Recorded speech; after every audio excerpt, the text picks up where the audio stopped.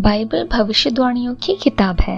प्रभु यीशु मसीह का पहली बार मनुष्य जाति की रक्षा के लिए धरती पर आने से बाइबल में लिखी गई एक महत्वपूर्ण भविष्यवाणी पूरी हुई। दूसरी महत्वपूर्ण भविष्यवाणी होनी बची है जब प्रभु यीशु मसीह दोबारा धरती पर आएंगे और हर बुराई को नष्ट कर अपने राज को धरती पर स्थापित करेंगे। धरती पर 1000 वर्ष तक अपने प्रियजनों के साथ राज करने के पश्चात शैतान को वह पूरी तरह से नष्ट कर अनंत काल के जीवन का आरंभ करेंगे, जहां पुराना सब कुछ मिट जाएगा और सब कुछ नया बन जाएगा। प्रभु के आगमन से पहले एक और घटना का होना अनिवार्य है, जब प्रभु यीशु मसीह अपने लोगों को, जिन्होंने उन पर अपने उद्धार या मोक्ष के लिए विश्वास किया, धरती पर आने वाली कड़ी पीड़ाओं से बचाकर अपने साथ ले जाएंगे। 1 थिस्सलुनीयों की किताब में प्रभु हमें बताते हैं कि परमेश्वर ने हमें क्रोध के लिए नहीं, परंतु इसलिए ठहराया है कि हम अपने प्रभु यीशु मसीह के द्वारा उद्धार प्राप्त करें। इब्रानियों की किताब 9वें अध्याय और 28 पद में लिखा है, जो लोग उनकी बाट जोहते हैं उनके उद्धार के लिए वे दोबारा प्रकट होंगे। प्रकाशित वाक्य के 3:10 में लिखा है, तूने मेरे धीरज के वचन को थामा है, इसलिए मैं तुझे परीक्षा के उस समय से बचा कर रखूंगा जो पृथ्वी पर रहने वालों को परखने के लिए सारे संसार में आने वाला है। हम शायद अब सोच में पड़ जाएं कि प्रभु हमें कैसे उस परीक्षा की घड़ी से बचाएंगे जो धरती पर आने वाली है। 2 पत्रस के 2 अध्याय और 9वें पद में लिखा है, प्रभु अपने भक्तों को परीक्षा में से निकालना और अधर्मियों को न्याय के दिन तक दंड की दशा में रखना भी जानता है।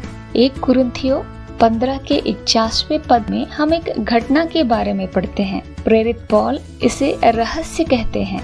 वह कह रहे हैं, देखो मैं तुमसे एक भेद की बात कहता हूँ कि हम सब सोएंगे नहीं परंतु बदल दिए जाएंगे, और यह क्षण भर में पलक मारते ही पिछले तुरही फूंकते ही होगा, क्योंकि तुरही फूंकी जाएगी और मुर्दे अविनाशी दशा में उठाए जाएंगे और हम बदल जाएंगे। अवश्य है कि यह नाशमान देह अविनाश को पहन ले और यह मरणहार देह अमरता को। यह उस घटना के बारे में है जब मरे हुए जी उठेंगे और जो जिंदा है बदल दिए जाएंगे। आखिर यह बदलाव है क्या? हम कैसे बदल दिए जाएंगे? फिलिपियों के 3 अध्याय और 21वें पद में लिखा है, प्रभु हमारे दीनहीन देह का रूप बदलकर अपनी महिमा की देह के अनुकूल बना देगा। 1 थिस्सलुनीकियों के 4 अध्याय 16 से 17वें वचन में इस घटना के बारे में थोड़ा और स्पष्ट रूप में बताया गया है। यह लिखा है कि क्योंकि प्रभु आप ही स्वर्ग से उतरेगा, उस समय ललकार और प्रधान दूत का शब्द सुनाई देगा और परमेश्वर की तुरही फूंकी जाएगी, और जो मसीह में मरे हैं वे पहले जी उठेंगे। तब हम जो जीवित हैं और बचे रहेंगे उनके साथ बादलों पर उठा लिए जाएंगे कि हवा में प्रभु यीशु मसीह से मिले, और इस रीति से हम सदा प्रभु के साथ रहेंगे। इन पदों को जब हम साथ में पढ़ते हैं तो यह समझ पाएंगे कि जो विश्वासी मर चुके हैं उन्हें प्रभु जिंदा करेंगे, फिर प्रभु हमें बदल देंगे। वे हमारी इस दीन देह को अपनी महिमा की देह जैसा बना देंगे। फिर हम सब बादलों में इकट्ठा किए जाएंगे, जहां हम अपने प्रभु को आसमान में मिलेंगे। क्या आप सोच रहे हैं कि प्रभु हमें कहां लेकर जाएंगे और इस बदलाव की क्या आवश्यकता है? यूहन्ना के 14वें अध्याय में प्रभु अपने चेलों से कहते हैं कि मेरे पिता के घर में बहुत से रहने के स्थान हैं। यदि ना होता तो मैं तुमसे कह देता, क्योंकि तुम्हारे लिए जगह तैयार करने जा रहा हूँ। और यदि मैं जाकर तुम्हारे लिए जगह तैयार करूँ तो फिर आकर तुम्हें अपने यहाँ ले जाऊंगा, कि जहाँ मैं हूँ वहाँ तुम भी रहो। इसका मतलब प्रभु हमें स्वर्ग में ले जाने के लिए दोबारा आएंगे, जहाँ उन्होंने हमारे लिए पहले से ही जगह बनाकर तैयार रखी है, और हम अपनी इस दीन देह में स्वर्ग में प्रवेश नहीं कर सकते।